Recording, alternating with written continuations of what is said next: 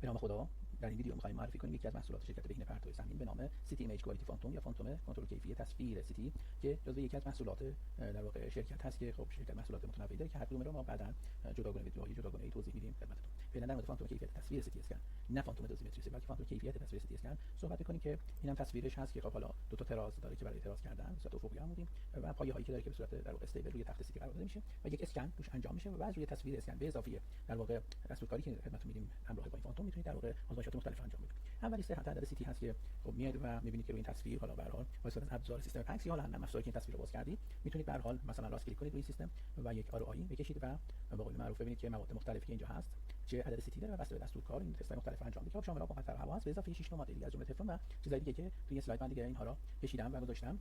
آرزوام حضورتون که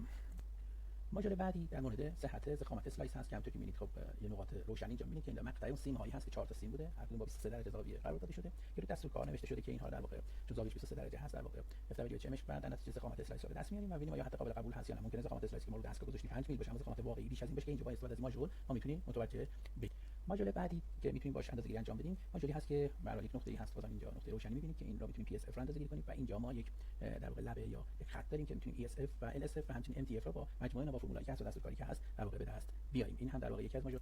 ماژول بعدی برای کنتراست رزولوشن هست که این ماژولی که داریم ما اینجا 6 تا حالت دایره‌ای هست که با مواد کنتراست مختلف که با بافت زمینه اختلاف بسیار کمی داره و هر کدوم متفاوته و این رو هم میتونید اندازه‌گیری کنید بسته به شرایط تابشتون اینکه میلی آمپر و زمانتون و کیویتون در واقع چقدر بالا باشه دوزتون چقدر بالا باشه این نویز کمتره و بهتر میتونید ببینید و حالا تو شرایط یکسان میتونید دستگاه مختلف تکنیک‌های مختلف رو مقایسه کنید و یا یک دستگاه رو در طول دورانی که کنترل کیفی می‌کنید به مرور اینها رو در یک شرایط ثابت در واقع اندازه‌گیری کنید ببینید تغییر داشته یا نداشته. پس این یک ماژول خوب اضافه این که استفاده میشه برای در واقع الگوریتم‌های کاهش نویز الگوریتم‌های کاهش دوز مثل گردوز چیزای دیگه میشه این را روش در واقع آزمایشات مختلفی انجام داد بعد بهینه دوز را به دست آورد. ماژول بعدی در زمینه صحت هندسی هست که به هر حال اینجا ما 8 تا سوراخ داریم که اینها رو ما میتونیم فاصلهش را با استفاده از ابزاری که داریم تو سیستم پکس اندازه‌گیری کنیم. سوراخ دو دسته هست، سوراخی که 6 میل و 3 میل از مثلا مرکز این 6 میل تا 6 میل بعدی باید در واقع حدوداً 100 میلی متر باشه. حالا یه اختلاف ظاهرا 1 میلی متری بالا پایین اشکالی نداره و اینجا در فانتوم 100 میلی متر واقعیه. آیا در تصویر ما 100 میلی متر هست یا نه؟ صحت هندسی سیستم تصویربرداری ما را نشون میده. ماژول بعدی در زمینه از در واقع قدرت تفکیک مکانی یا اسپشیال رزولوشنی که به صورت حلقه های ما به صورت دایره های از در واقع درشت ریزم داریم می‌بینیم که خب مسلماً ما اگر اینا زومش کنیم در واقع بهتر میتونیم ببینیم اما به هر حال نشون میده مثلا 4 ردیف رو ما می‌بینیم بقیه‌اش نمی‌بینیم. حالا هر چی دستگاه قوی‌تر باشه و شرایط تابش ما حالا بهتر باشه دستگاه ما قوی‌تر باشه ما میتونیم ردیف‌های پایین‌تر ببینیم. این یکی از چیزاش هست. ماژول بعدی هم در زمینه بازم همین هست که در واقع قدرت تفکیک مکانی اسپشیال رزولوشن صورت جفت خط ما می‌بینیم که مثلا از یک شروع شده تا اومده حالت 21 معمولا ما همونطور که می‌بینید مثلا 7 الی 8 رو می‌تونیم ببینیم. حالا هر چی دستگاه ها بروزتر و قوی‌تر بشه می‌تونیم چیزای دیگه رو هم ببینیم. اینم در واقع یکی دیگه از ماژول‌های ما هست. ماژول آخر در واقع اون ظرفی هست که حالا داخلش هم حالا بریم جلوتر مشخصه حاوی دو تا دریچه هست ما میتونیم اینا با آب مقطر در واقع پرش کنیم و یا اینکه هم خود هوا استفاده کنیم که گاهن میشه هوا برای در واقع یک نواختی بحث یک نواختی تصویر هست که بازم اینجا میایم و